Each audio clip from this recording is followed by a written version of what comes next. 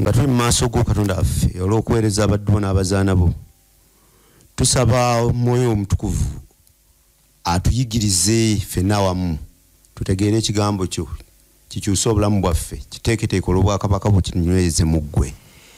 Tuyambe Katonda waffe naffe abayimiridde wano abali emabega w'emizindaalo gino, otuwe omukisa bye tunaayogera twemme okwogera ebyaffe naye twogere ebiva gy'oli, biryoke biteekereteekerwamu olw'obwakabaka bwo ku Yesu Kristo Mukama waffe. Amiina. Lesoni yaffe eriko omutwe ogamba nti mujje gye ndi mmwe mwenna abakooye era abazitoowereddwa. Olwo lwe lunyiriri olw'okujjukira, naye ensonga ngenda kulusoma mmalireyo ddala okuva ku lunyiriri olw'okujjukira okuviira ddala ku lunyiriri olw'28 okutuukira ddala ku lw'30. Mujje gye ndi mmwe mwenna abakooye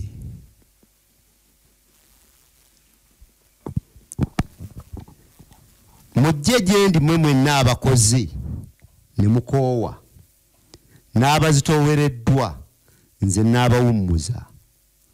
Mwetikke ekikoligo kyange era muyigire ku nze, kubanga ndi muteefu era omwetowaaze mu mwoyo. Mulizuulira emyoyo gyammwe kiwummulo, kubanga ekikoligo kyembawa kyangu n'omugugu gwe mbatikka si muzito. Olwo lunyiriri olw'okujjukira.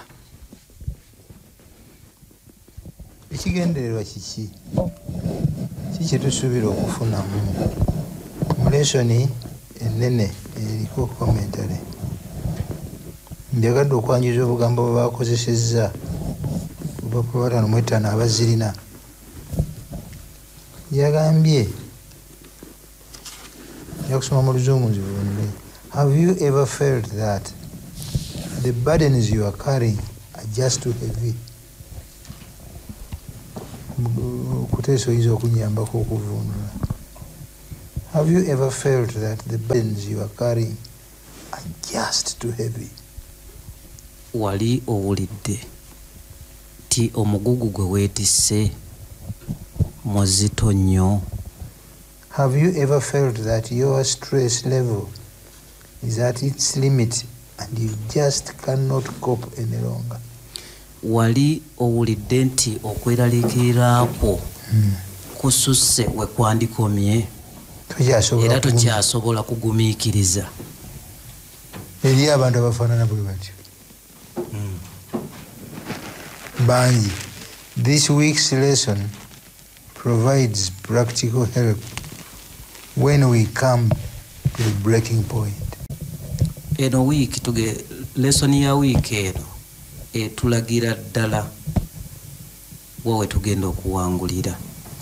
Kiki tuyinza okukola ng'owulira okomye? Yes, ng'owulira okomye. In fact, whether our burdens are extremely heavy or relatively light, Jesus invites us to come to him to find relief. Oba emigugu mizito oba si mizito nnyo, Yesu agamba nti gyonna eminene n'emizito mugireete. mujje gye ndi. Naye abanaagireeta bajja kukola ki? Bajja kuwummuzibwa. Kaakati era part of introduction, njagala Dennis atuyitire mu kagero mu bumpimpi ke baakozesezza okulaga obuzibu bwaffe abafe abamanyidde abakulidde abazaaliddwa mu kwetikka akagugu gaffe. eno waliwo omusajja mukaddekadde naye yali mulimi atambula akkirira yeetisse ensawo ya lumonde, akooye nnyo atuuyanye bimusobedde yenna, naye mu kusoberwa okwo agenda okutunula emabega nga mulirwanaawe ajja naye ng'ajjira ku kigaali biwamu. Kati kwe kumulaba n'awulira nga assa ekikoye n'agamba ho Mukama yeebale. Omusajja ono eyali ku kigaali kwe kumubuuza ssebo mukutwaleko, n'akkiriza bulungi nga musanyufu era n'alinnya ekigaali n'ensawo ye neya lumonde. Naye ono omusajja yali amutuddeko agenda okutunula emabega nga gwawadde kalifuti atudde bulungi naye ng'akyetisse n'ensawo ya lumonde. Kwe kumubuuza yi sebo lwaki ensawo ya lumonde naye togiwadde ekifo n'etuula. Kwe kumugamba nti obadde wakisa nnyo numpa lifuti ntwalako at least ensawo yange eno eya lumonde nsobola okugyesitulira. Nyambe ekigaali kyo kireme kuzitoolerwa akati kasitola ate kyali era tibasitudde ba kasitola ako kakadde ate si ka mazima kegamba kali fiction kawakayima kayinza okuba nga kaaliyo naye lesoni ate bwewunye eri relevant mu part of Kwanjula nayagaa nti no doubt this story is fictional. Akagero kano kali nga bwe lugerengereza Wakayima, but it illustrates the point of this week's lesson well. Ekibuuzo kikino mukiddemu mangu tugende. Is it possible for us still to carry our own heavy burdens even after we have come to Jesus? Tuli wano twatikane lesoni tugisomera ebbanga ddene, tuli wano tumaze emyaka 35 tutambula ne Yesu. Kisoboka okubanga tutambula ne Yesu twajja gyali naye nga agagugu gaffe tufa nago. Bwe tusoma omusajja oyo tuseka nga tulaba kirifane, naye kirifane kiyinza okuba ekituufu gye tuli.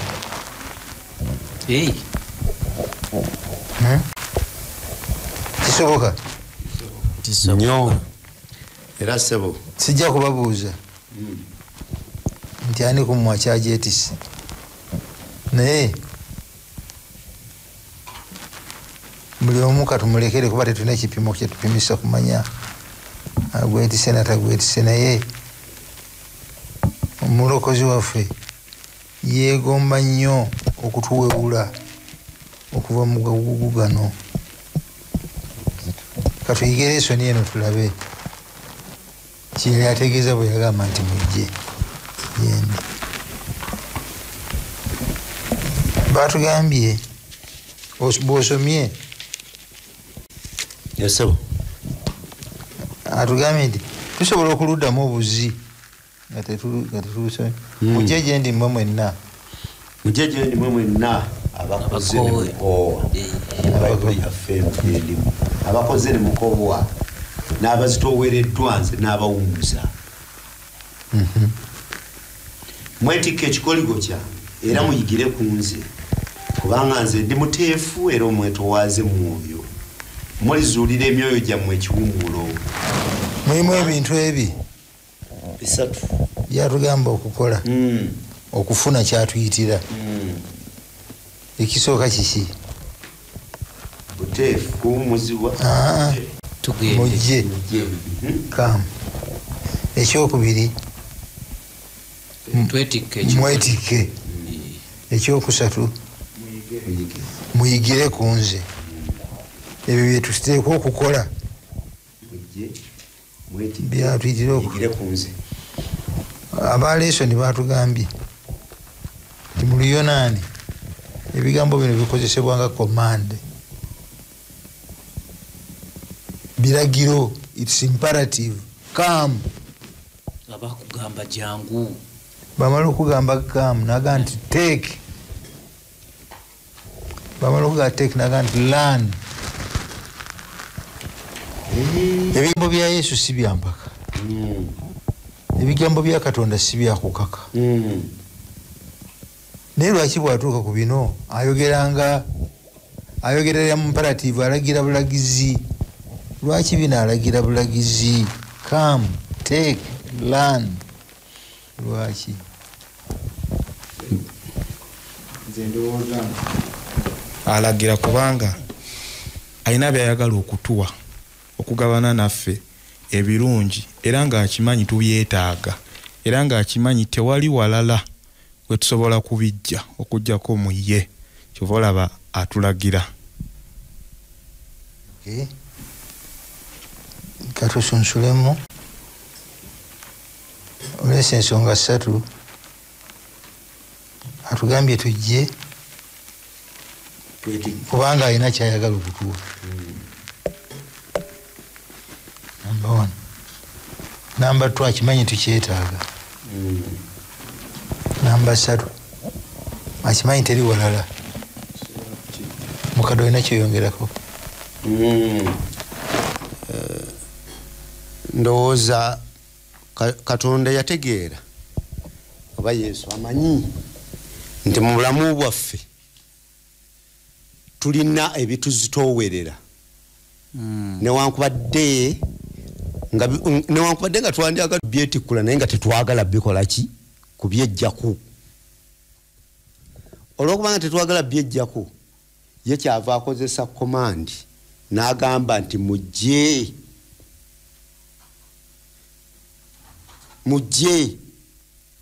mubyejjeko kiki kifuba mwetikke ekikoligo kyange muyigire kwani konze.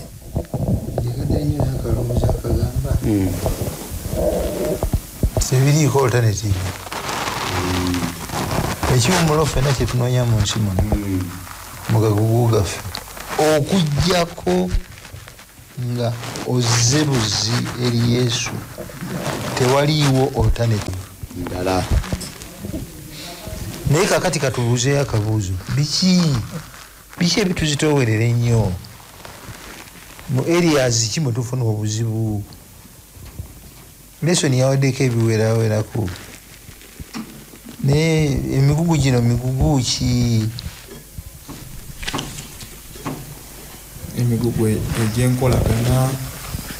egyenkolagana n'abantu nga mu bufumbo mu b'enganda bwebito, naye nga emigugu egyenkolagana tusangamu obukoowu n'embeera eza bulijjo social entabagana y'embeera eza buki etuviiramu emigugu. mu by'omwoyo ssebo, mu by'omwoyo tufunamu emigugu netubaako ebitutawanya nga biganya okutuuka mu by'omwoyo ate mu mubiri ne mu mubiri gwennyini n'omubiri.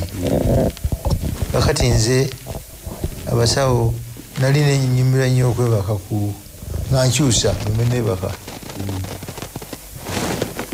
nenebakako ku luno nensika nenebakako ku luno. Abasawo baŋŋanira ddala okwebaka ku luno okuli omutima, baga nti omutima gwange ensoli yemu ku nsonga lwaki kuba bubi nnyo, nfuna TIAs nkole ki, naye tolaba nga kizibu nga kweka ku luno bwe lukoowa ogalabira eggumba bwe lifuuyirira akabina bwe kafuuyirira ng'ozitoka olutambulamu. Batulagira kwebaka essaawa eziwera 8 saawa 8 oli ku luyi lumu bwewegalika n'ebyomubiri byennyini bizibu nabyo migugu. Buli omu alina ogugu yatugamba nti mujje kubanga nze abayita nina solution, nina amawulire amasu ate nga manyi mugeetaaga ate tewali walala. Muteekwa buteekwa kujja, atajje tajja kufuna kiwummulo kino mu kkanisa oba gy'oli oba otuwuliriza buwuliriza. Kakati lwaki atuyita buyisi? Oba akimanyi tukyetaaga oba akimanyi tetuyinza kukifuna walala? Yandibadde atuwa buwi.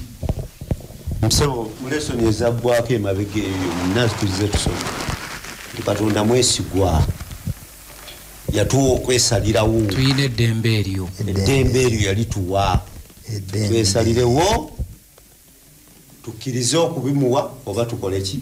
oli waddembe okujja eri Kristo naye n'osigala n'omugugu gwo. Ate olwobozi ate omusajja yasigala n'ekintu kye ku mutwe teyatuula mu kigaali yayambibwa. Kaakati twagala okwekkanya ekigambo kujja amakulu gaakyo mu lesoni muno ennene abazirina peegi 57 agamba but coming is our choice. okujja kusalawo kwaffe buli kyakola kyonna okimanyi mu kubikulya obaga nti laba nkonkona netaggulawo omuntu banawa nawulira eddoboozi lye naggulawo nayingira bwakankona n'otoggulawo tayingira teyeekaka ku muntu nawe nagamba nti gwe nkuyise making sure nti owulidde okuyitibwa kwange ate nekyengenda okukuwa nkirangiridde naye olina okujja its choice to come is to place our trust and confidence in his ability to lift the burden. Kiki ekiyinza okumpaliriza okujja? Kiki ekiyinza okumpaliriza okujja? Akiyise bwesige kumanya nti ono ampise omugugu guno agusobola asobola ogusitula. Nayagadde nnyo babiwandiise mu poetry. Omuwandiisi wa bino ye Mark Finley. Mwenna gwe mumanyi omubuulizi w'enjiri. We come in faith believing that he is greater than the problem. Ekimpaliriza okujja ntuuka we mmanyira nti ono ekizibu kyange akisinga obunene asukka ku bizibu byange is larger than the difficulty,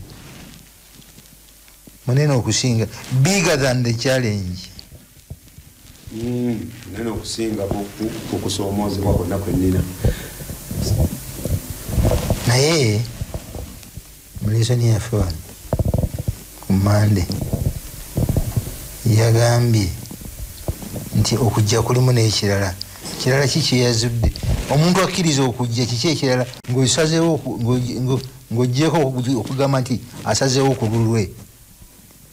Naye mu kujja eno kiki ekirala kyemba nkoze kye batugambye mu lesoni? Ebibuuzo byange nange oluusi binsobera naye nga Nsumba nze ndowooza alina okusalendalinga control bw'aba azze.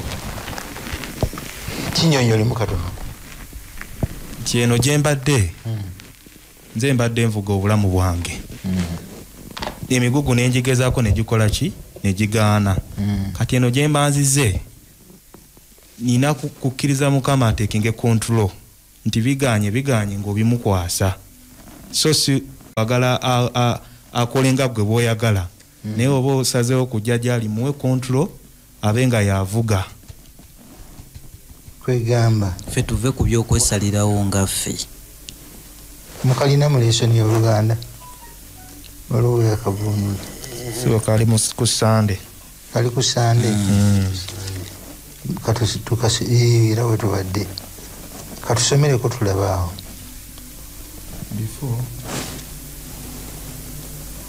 ntandikira ku bigambo paragraph ey'okubiri. Yagambye nti ebigambo bye tukako wansi katono ogambe nti twagala nnyo okwogera. Come mean mujje ekitegeeza nti twetaaga okuva ku byokwesalirawo nga ffe mu kiseera mwe tuyinza okusalirawo ku bintu ebingi ddala mu mirembe mu bulamu bwaffe okuyita mu masimu gaffe ag'okuseereza okujja eri Yesu si kye twandyagadde okukola, si kya butonde. Mazima eri abantu abasinga obungi okwewaayo kye kintu ekisingira ddala obuzibu mulamu bw'ekikristaayo. akugenyaga ne tujjeyo tumalirize esaani mu butonde. Kiki kye tumanyidde? Kiki ekitwanguyira? Kiki kye twagala?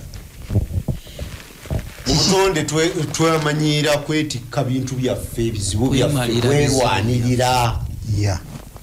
Butonde waffe bw'okigatta ku lesoni gye twayiga emabegako eri, Katonda tatutondanga kwefuga ffekka. Yetuteekamu entebe ennamulondo okwatuula ng'enkolagana eyo wakati wannaffe naye yetambuza obulamu.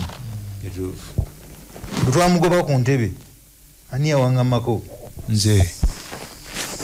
Nze nentuulawo nenkajjala serefu ne tusika ebintu ne bijja. tweyagaliza ffekka bwe mbifuga obulungi nembi controllinga bulungi ttaka lyange nendifuga bulungi bizinesi yange nendifuga bulungi baana bange mukazi wange byonna bibyo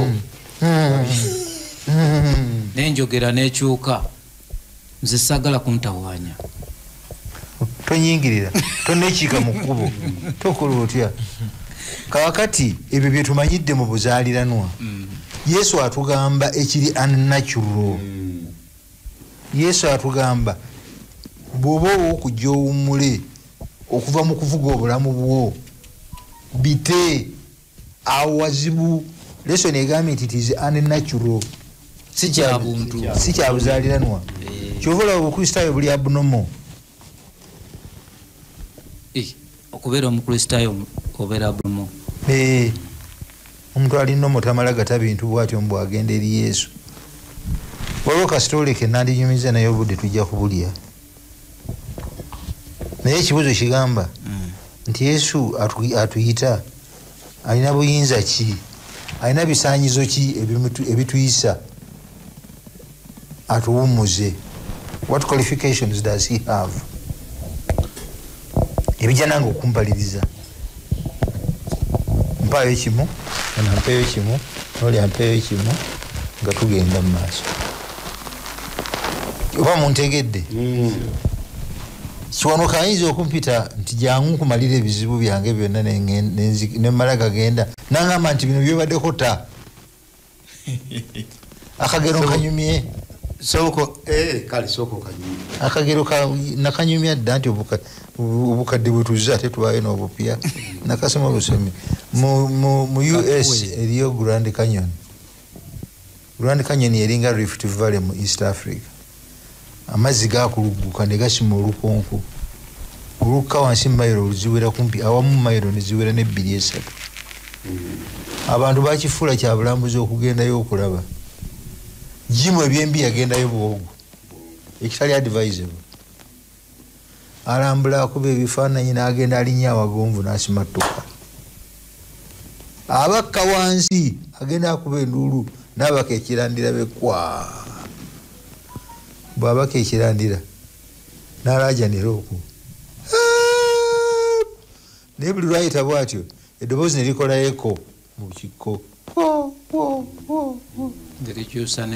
aba akyaleekaana ekirandira ne kijja kyesikabe ttaka ne libanga erigira someone out there bennanga munyambe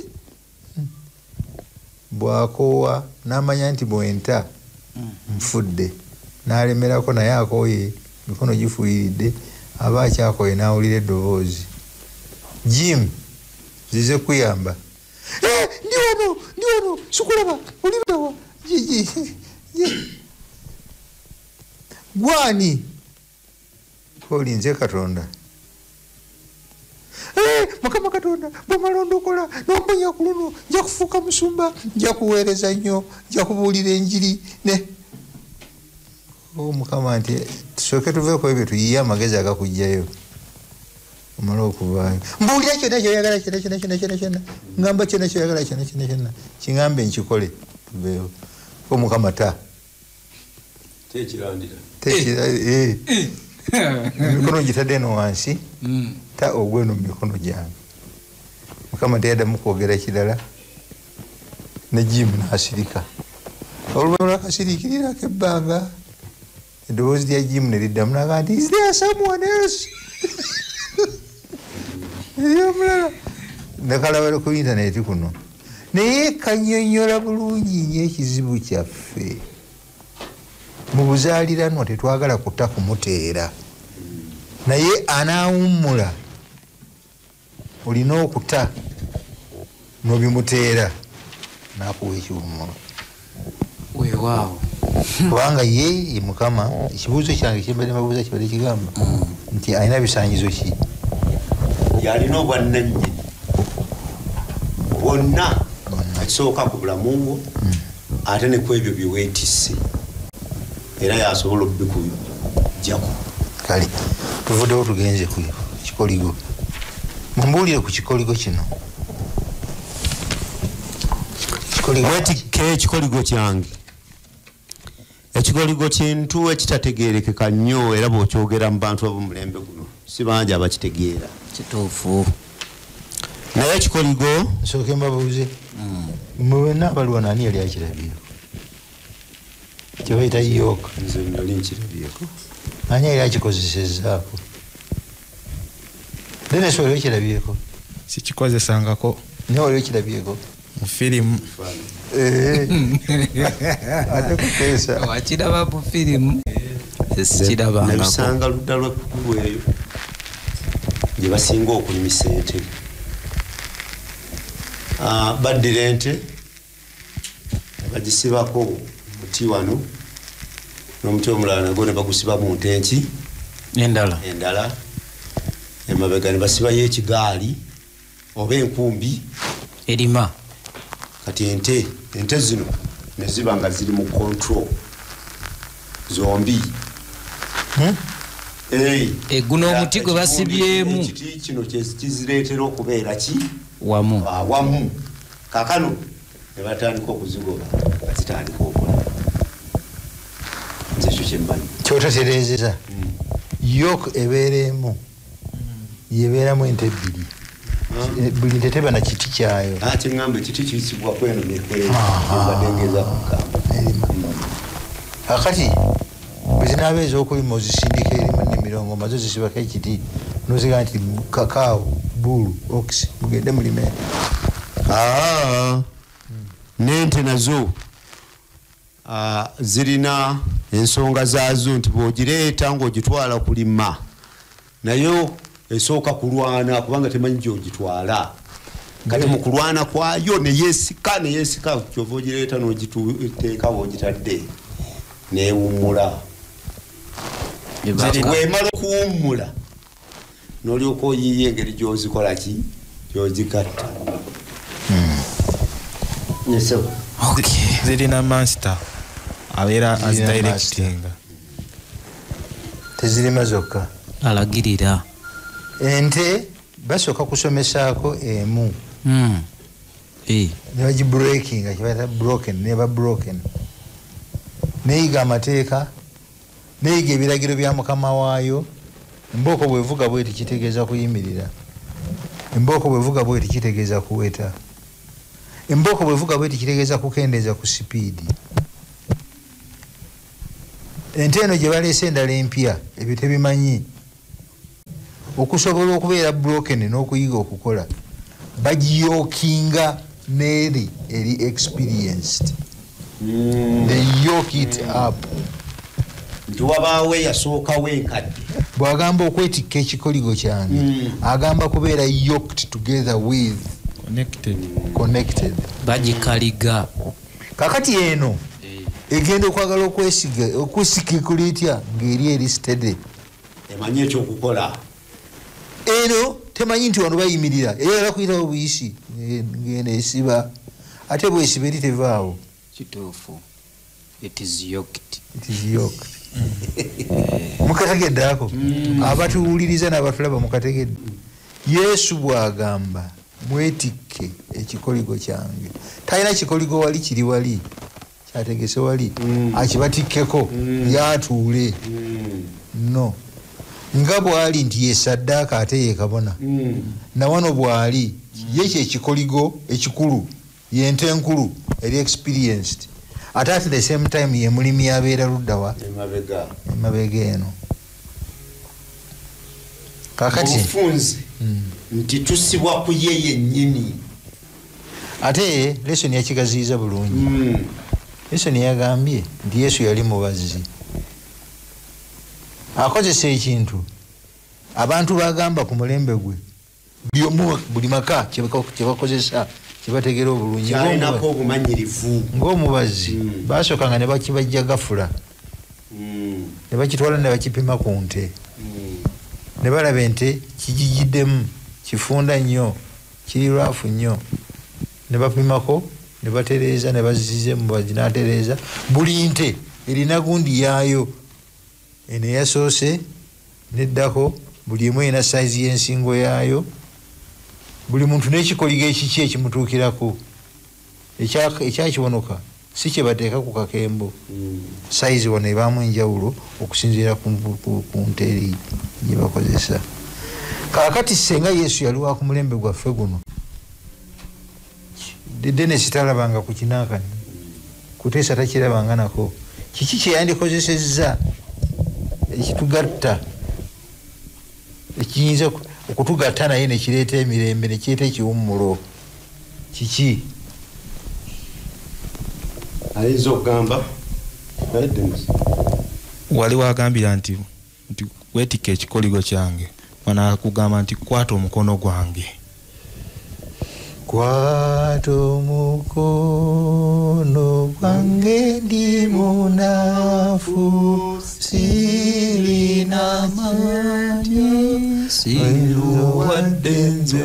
Mulekerawo mujja kunyumirwa.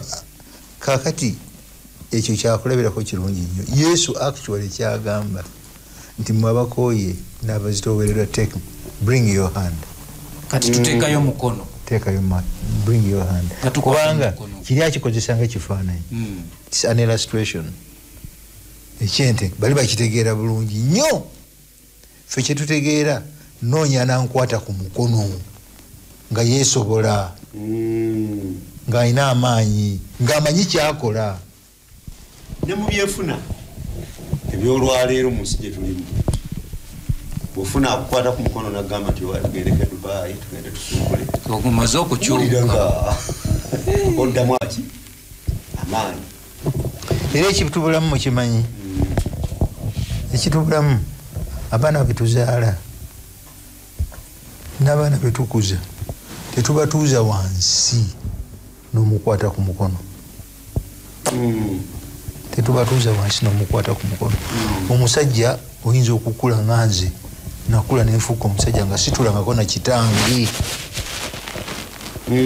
nankwata ku mukono. Balima bakola bati bagira bwe bati ku bya ssente bakola bati kulituka okuwasa olikola oti kiwa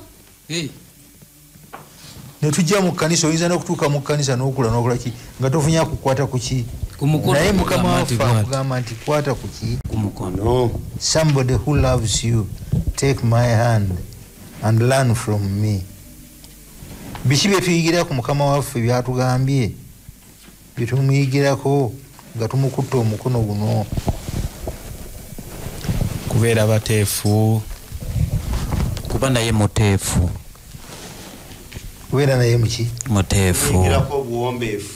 Kuba naye muwombeefu. Obwetowaze. Kuba naye mwetowaze. Okwagala. Okusonyiwa. Ekisa. Kubanga naye wakisa. Emirembe. Kubanga ye mugabi wa emiki emirembe. Tubeera n'abagagga kuba naye mugagga. Awewula emigugu gy'abanne. Bakwata ku mukono awewula emigugu gyabwe. Ekyo nakyo naffe tukimuyigireko okuwewula emigugu. Waliwo ne Kasimayiro ndowooza waliwo ensi eno weyeetaagira Simayiro nga yejja okusolovinga ebibadde bigenda okukaluba. Naye nga nze bwe mba sifunyewo enkikoppa n'enkiyiga nga eri awamu Abaganda balina olugero nti atamanyi emikiinwa. Emmese bwekola ki bwemusaba ekigu aleeta muggo. Waliwo embeera nga engeri gy'ogikuttemu amangu ago gidifusinga emmese gana emirya bweti ng'ekulabye eba okusaba kigwo.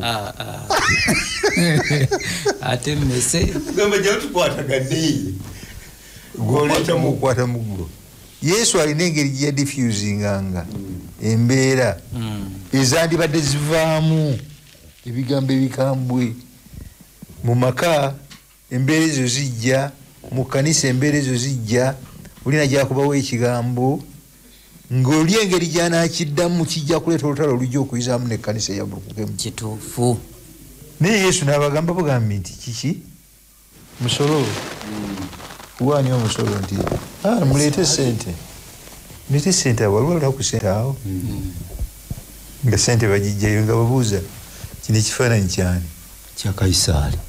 Ebya Kaisaali mubimuwe nga diffusing embeera yonna bavaawo balinga bavaawo nga banyenya mutwe abanyumiddwa nabo bakoze eki we learn from him. Sebo Musumba mbadde nsaba oyogere ku Bayudaaya engeri gye baali balowoozaamu ekikoligo kino. Ekikoligo ekyo katukituuse ku Wednesday oli mukristaayo naawe okimanyi fumba buno bwakiwaanyi Yesu akugaa nti oyagala emirembe kimanyi ogyetaaga okutereera jangukamu naye ngaojja kiyinza okwetaagisa okuta kiri obufumbo obwo obw'ekiwaani naye bayinza okukuwa ensonga 10,000 lwaki tebuteeka nagenze nendaba ku byenfuna oyinza okuba nga olina enfuna gyofuna mu ssente zo naye nga okuba nga oli mukristaayo bwe webakayo yini nawe nosirika nawe tekuwa mirembe nga weeraliikiriddemu zijja naye nga enfuna eno si ntereevu naye nga teteeka naye nga bwaba okujja eri Yesu akuwa emirembe gino egikubuze olina okukikola okugita. nalabye enzikirizayo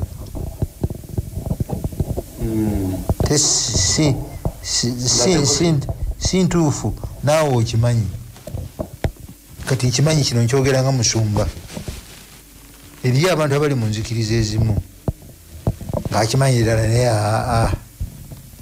bino biwaanyi bino n'obukakafu abulina nti ddala kituufu tukkiriza byetusinza si bituufu naye tekimuwa mirembe kubanga amanye ekituufu ekisingawoko naye okukita okujja gyali kitegeeza kuta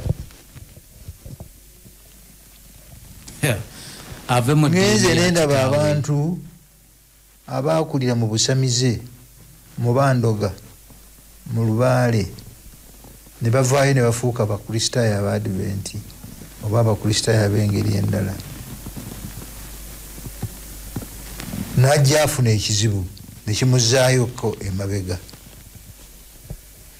atudde ali mu kkanisa n'awulira samoni evumirira ebintu ebyo negukuba negusalirira n'awulira samoni ekwata ku Sawulo nekimubuza emiki emirembe bambi emirembe naye bw'omugamba nti obuntu obwo bwe wasigazaayo obuntu obwo buleke bute ne lubeera olutalo nyoko mange yaŋŋamba n'ebirala ebyo biri negativu byonna byendeese kivudde ku kugamba kiri kyoleese naye tugende ku Tuesday tudduke mangu nnyo yagambye ndi muteefu era omuwombeefu mu mutima kyekimu ku bye tuyiga obuteefu n'obuwombeefu kyeki Yesu yali muteefu era muwombeefu obuteefu n'obuwombeefu kyeki omuntu omuteefu n'omuwombeefu yaluwa era alabika n'amanyibwa ebintu bino byagala okufaanagana okubeera omuteefu ng'era oli muwombeefu naye enjawulo eriwo nti omuwombeefu oyinza okumulaba awo ng'asirise naye ebbanga bulijjawo n'omucocya nokakasa nti bwekanzi nga akoze eki nga si muteefu ng'azuukuse muteefu so nga ate omuteefu kyotegeeza tumanye okubwesiiga ku ngulu tuyinza okwesiiga ku ngulu noweewombeeka naye omuteefu ye tasunguwalako Yesu sikyali ne Yesu yasunguwala okusunguwala kuyinza okubaawo naye tabuubuuka tabuubuuka amanya ensonga kwasobola okuzikwata nga nze bwe nandibuubuuse nga Yesu bamuyise bwe yabagamba nti bwe mutaalye mubiri gwange neki kitammwe Ibulayimu nga tannabaawo nga wendi nemula nti gwe owajjo oli mwana wa Yusufu mbazi matter of fact you a bastard nyoko yafunira olubuto ku lubuto manya kulujja kino kyandizinzigyeko kunangira mu public bwe mutyo naye ogenda okuwulira nabeera muteefu n'asigala nga muteefu. Bino bye batugamba bikoleka. Yesu alina mu ministry ye mu buweereza bwe bye yakola ebitulaga nti ddala yali muteefu. Buweraku mumpe bibiri tuveewaawo. Bwe baamukwatira mu lusuku ng'agenda okuttibwa. Twalaba Simon Peter yasalako omusajja okutu, naye Yesu n'asigala nga mukkakkamu n'okutu n'akuzaawo bulungi nga tavudde mu mbeera. Kirala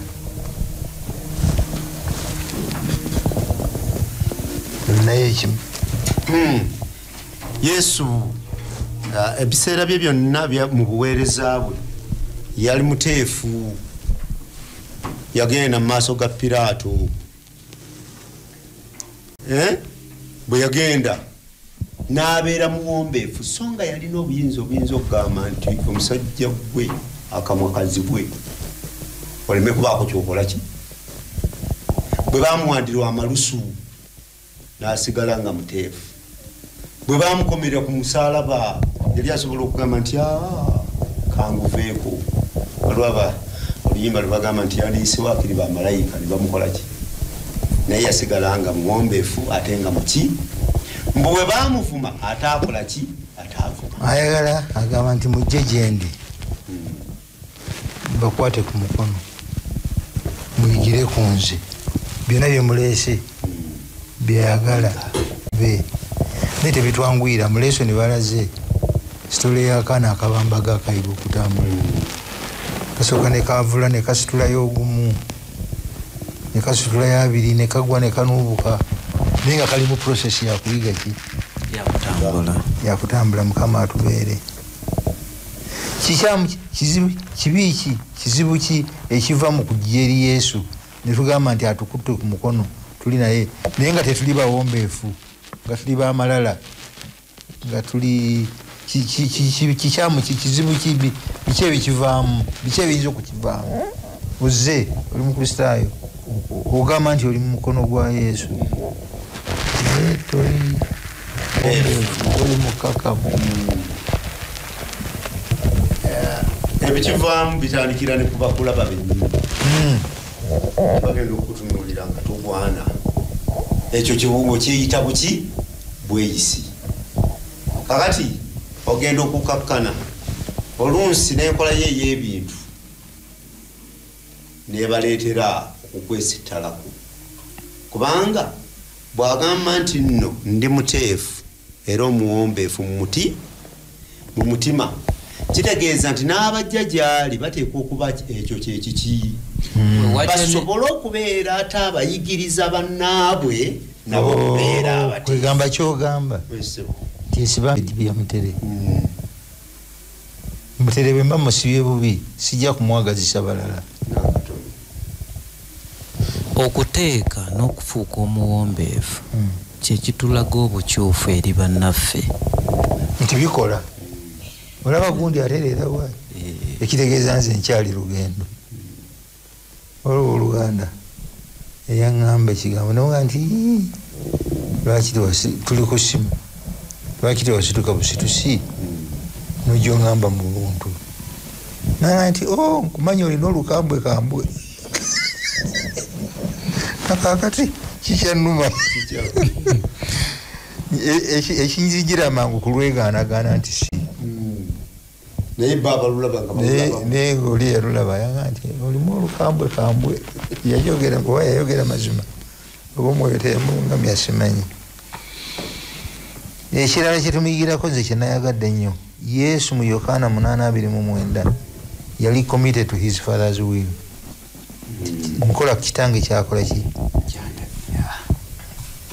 senga tugonda naffe tugenze ku Wednesday wali ekibuuzo kyebagambye nti ekikoligo kyange kiki, naye nga tetunnagenda wano ono ndi muteefu era omuwombeefu yalekezezaako okulaga emirundi ebiri nti waliwo omusajja Katonda gwayogerako nti yali muteefu, si mulala yali Musa, amwogerako ng'omuwombeefu.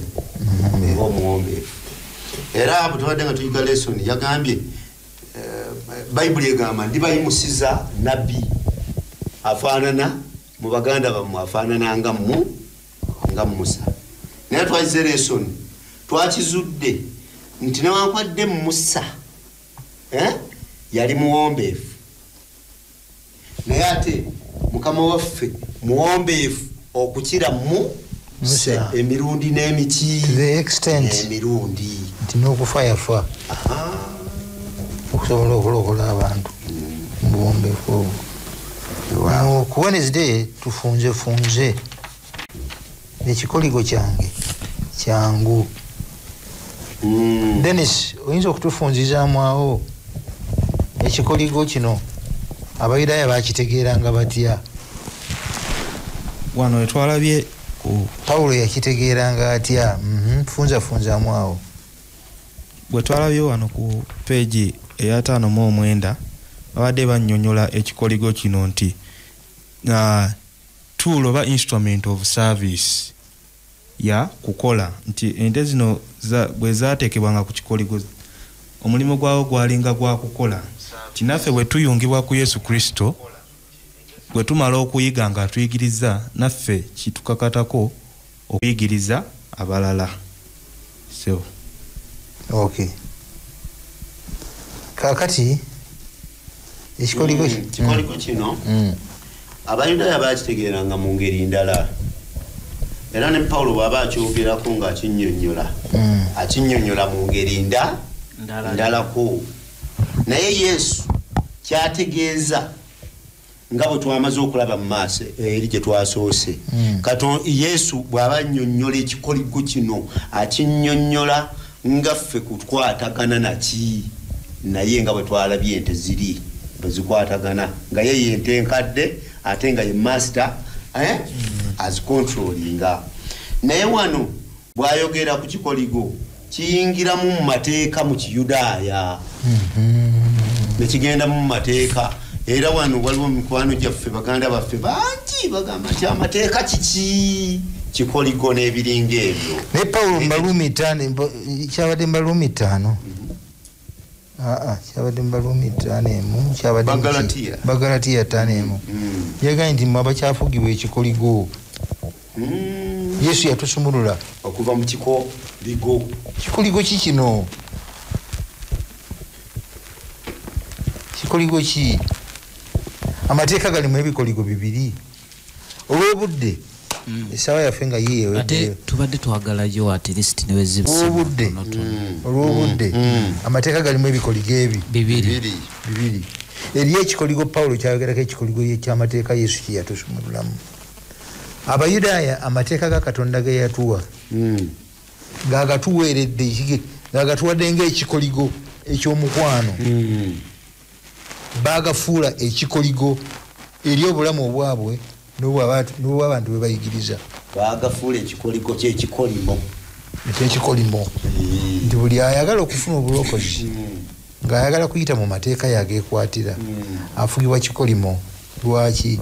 Kubanga buli ayagala okugafunamu obutuukirivu ateekwa okugakwata gonna ate nga gakwata kuva ku lunaku lwe yazaalibwa katasobezaamu n'erimu ekitasoboka naye nga bano kye beesimbyeko bagamba tujja kugakwata ne baddira etteeka erimu ng'erya Sabbiiti ne balifuulira ddala ekikolimo ne baliremesa nga ne Yesu okuwonya muntu agongobadde ayonoonese ku Sabbiiti nakyo kifuuse musango. Enkwata eyo enkyamu n'entegeera enkyamu kyali kikoligo. Yesu yatuwonya atya mu kikoligo ekyo? Bwagambira nti ekyange kyangu bwe kiba kikwata ku mateeka. Kansooke nsome Bagalatiya 5 mu ddembe Kristo yatufuula baddembe kale munywere mulemenga okusibibwa nate mu kikoligo ky'obuddu. Etegeeza waliwo ekikoligo eky'obuddu n'ekikoligo eky'eddembe kyagamba kyekikoligo eky'eddembe. Ebikoligo bimeka? Bibiri. Byonna biri ku mateeka ge gatya? Etteeka lya Sabbiiti lyokka liyinza okuvaamu ebikoligo bibiri.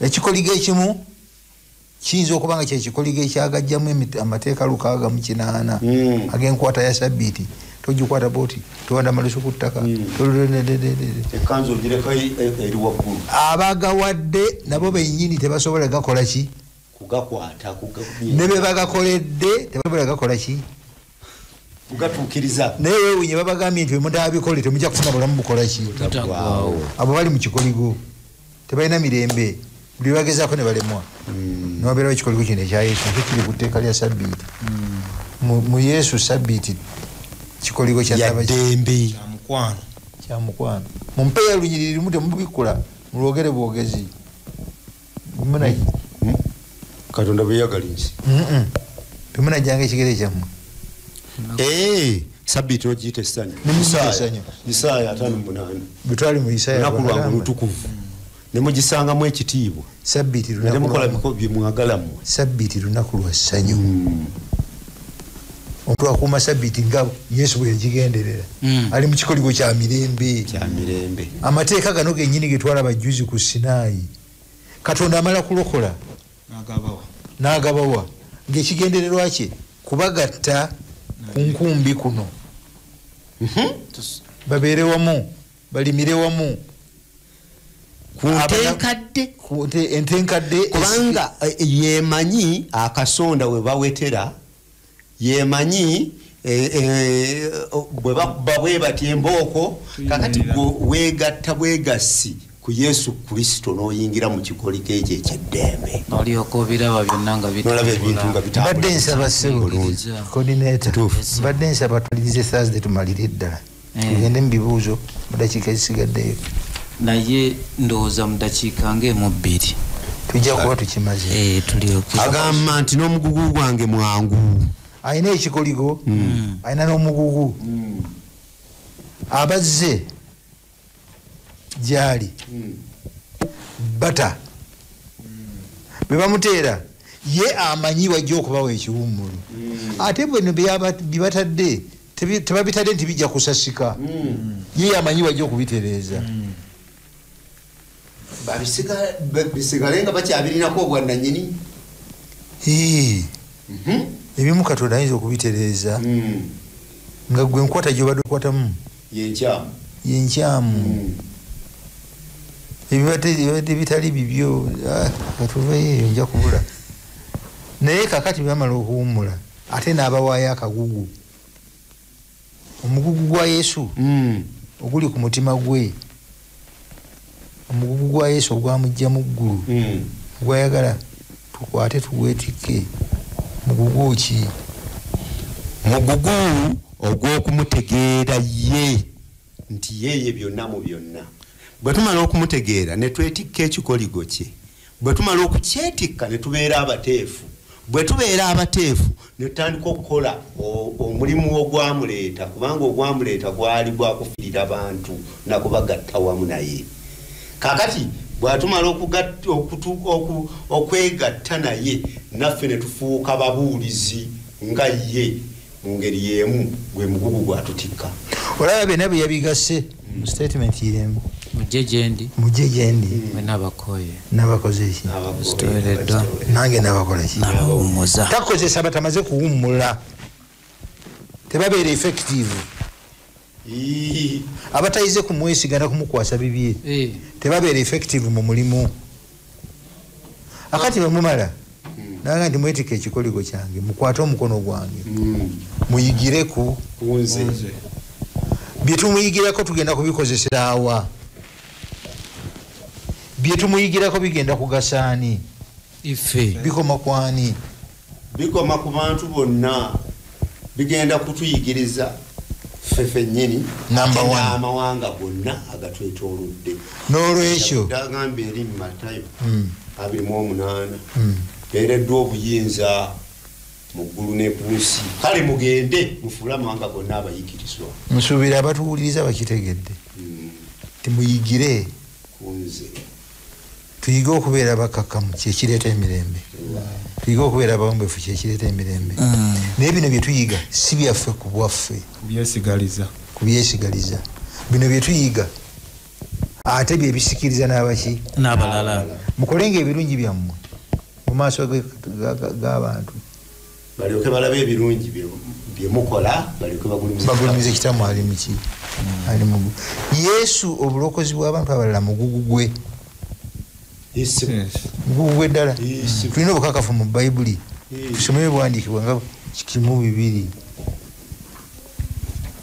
tusomere kimu wakiri Yokaana 3:16 ni Katonda bwe yayagala ki ensi bw'ati nawayo omwana we yazaalibwa omu yekka buli amukkiriza alimu okubula naye abeere n'obulamu obutaggwaawo najja zibe naki n'obulamu era zibe nagwo najja okunoonya n'okuzuula ebyo byakola ki kyekyabula kati tusome Ibraniya 12:2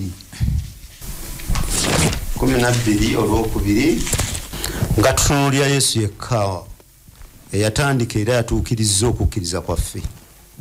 Yesu oyo olw'essanyu lye Yesu oyo olw'essanyu lye yali alindirira yagumira omusaalaba n'atatya kuswala kankana atudde ku ludda olwa ddyo olw'entebe ya ssanyu kiri yali alindirira eryamugumya naafe okufa okusembayo bubi kununula luli olw'omwana w'omuntu essanyu lye gwe mugugu gwe baayise baawummuza baawadde emirembe ayagala beetike akagugu kano nako bakole ekintu kyekimu nga ne mu service olw'okuleeta abantu ye kino akagugu kano kamuwa essanyu kamuwa essanyu n'essuubi n'agumira okukola ki okuswala naffe tulina ku ssanyu eryo bwe tumukkiriza oba tuli ku pulogulaamu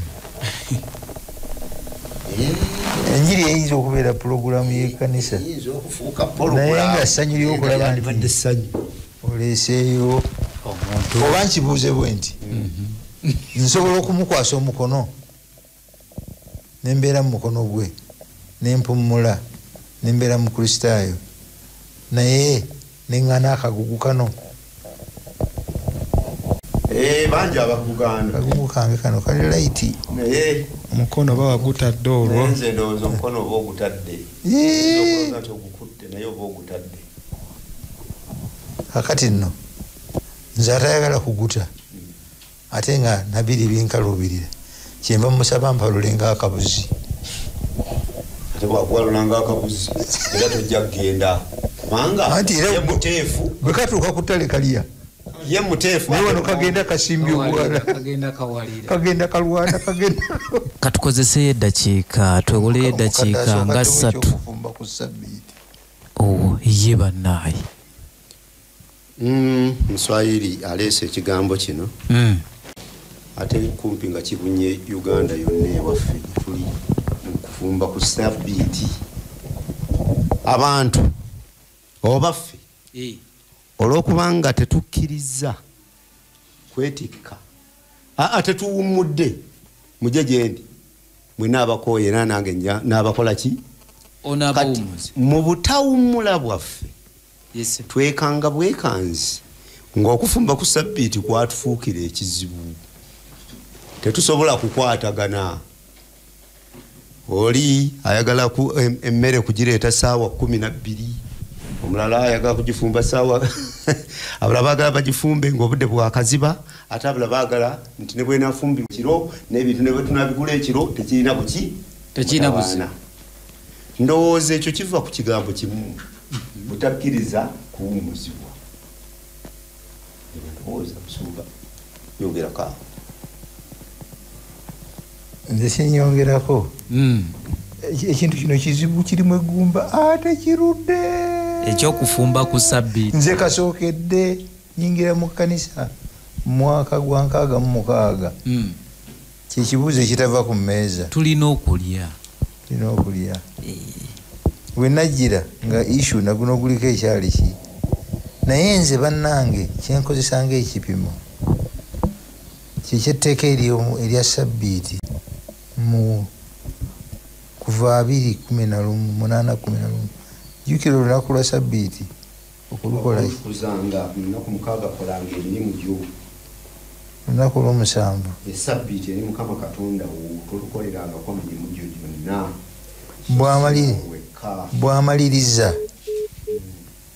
bwamaliriza tatuula n'asengeka mirimu gino bw'amaliriza tasengeka. Bw'ataasengeka ekibuuzo kino ne kisituka sika wakati kuva dda. Bw'agamba obutakola mirimu gy'olina okukola kasita beetantala okutandika okusunsula emirimu. Gino gy'emirimu gy'oteekwa, gino gy'ototeekwa. Dibeeti neetandika okugenda okukkakkana ng'Abafalisaayo bafunyeeyo amateeka nga 6 kubanga bw'onookwata ku butalima. Obutalima kyeki? Ne badibeetinga obutalima ogenda okugira nga bw'otakula kati mu ttaka oba olimye. Buwanda malusu ku ttaka oba ofuuyidde ennimiro. Yesu agenda okujja okugogolako sabbiiti ebintu bino. Ate naye teyatugamba nti bino bye bituufu, bino si bye bitali biki. Naye yagamba nti ki ente bwegwa mu kinnya mugijjayo, it is okay. Dawudi bwe yali emigaati gy'omunaakani egy'okulaga gitaliibwa muntu yenna, it was okay. Bakabona bwe bakola ku sabbiiti okusinga abantu abalala bonna bwe bakola, it is okay. Nze Kakakembo standard yange gye nkozesa saagala kukuteekerawo standards. Bw'otandika okuteekerawo omulala standards ennyo ojjawa source gy'okozesa. Naye njagala Katonda ono aŋŋambe mu mutima gwange, naye Kakembo si kituufu ku sabbiiti. Okufumba ku sabbiiti si kirungi. Bw'akimmatiza nze nga ndeka geyange njivu. Oba tukireete bwe tuti nti okulya emmere emboobeze ku sabbiiti kye kirungi.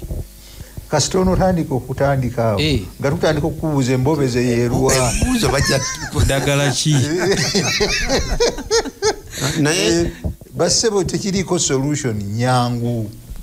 Ekyangu kiikino kizibu nnyo okukolera.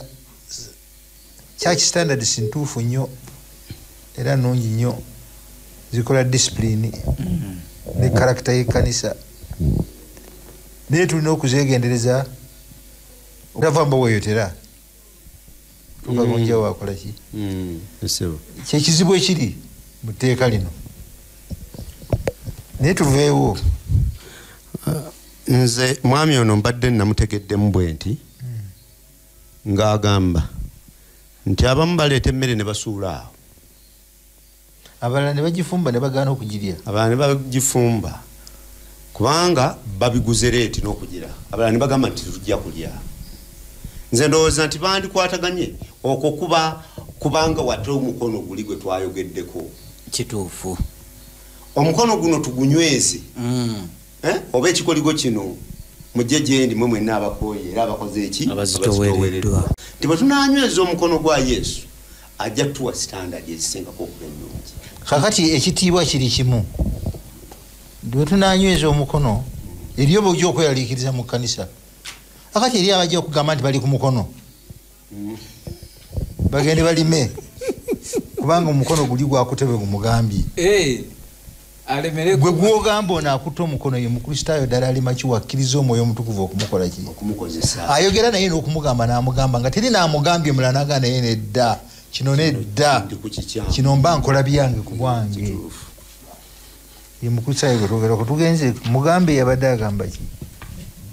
Mugambe yagambye ekiteeke nti weetika ekikoligo kyange. Yabuuzizza nti muku kikaaki gulimu biki ebikirimu, ate ng'agattako n'ogamba nti tuyambagane ng'emigugu gyaffe tegizitoweere. Yagambye n'okugamba mbw'oli ogugwe gwatutikka tegutuzitowerere nnyo. Ogugwe gwe guluwa. Naye yatugambye twamaze okukiraba nti omugugu olunyiriri lwe tusomye mu Bebbulaniya essuula 12 olunyiriri olwokubiri. Sookoleko omugugu onaabadde ku kikoligo. Onaabadde ku kikoligo.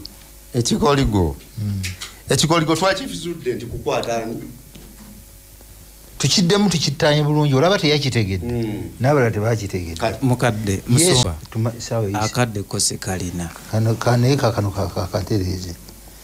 Yesu bw'agamba nti take my yoke, Yesu yente enkadde eri broken, erina experience, erina obumanyirivu. Akugamba jangu weegatte ku nze, nze mbeere side eno naawe beere side eno. Ffe kye twavudde tukijjamu kukwata mukono, kwata mukono gwange. Nze Katonda, nze manyi emirembe gye giva, nze nina n'amaanyi agajja okukuwanguza. N'emigugu gye weetise nze ngitegeera okusinga gwe. Nze jange gye neetikka gyali mizito okusinga egijjo. Come. Okwetikka ekikoligo Yesu talina kiki ekiri wali kyakukwasa. Amakulu gaakyo ddala gali to be yoked with. Jangu weegatte ku kikoligo kyange. Gwe talina experience nze nina. Ate ye Yesu y'omu gwe weegasse naye wano okukulungamya. Ate ye alina emabega w'ekigaali kino. Ye controller. Era ye controller. Bw'onookwata ne bakuteeka ekintu kiri mu bulago ekikye kwali, ebintu bijja kugendera bulungi. Weewaawo. Banaye mukkirize, waliwo abalala Ezira yabadde alina kyayagamba ne Alfred yagambye nti Yesu yekka yalimu ekiwummulo. Amiina. Nga tunoonya kuwummula, tuteekwa kuwummulira mwani mu Kristo. Alfred Musumba tuwe essaala esembayo. Katonda kitaffe omwagalwa, buli awulidde ng'alina omugugu ate ffenna tugirina. Oluusi tulowooza nti tukumanyi bulungi, oluusi tulowooza nti tukutegeera bulungi, naye nga ffe ffennyini tetwetegeera. Tuyambe okutegeera obwetaavu bwaffe, tugikukwasa enkya ya leero, tutebye tuteekwa okuta, tukuleke ofuge tufune emirembe, tukuweereze n'essanyu mu linnya lya Yesu Mukama waffe. Amiina.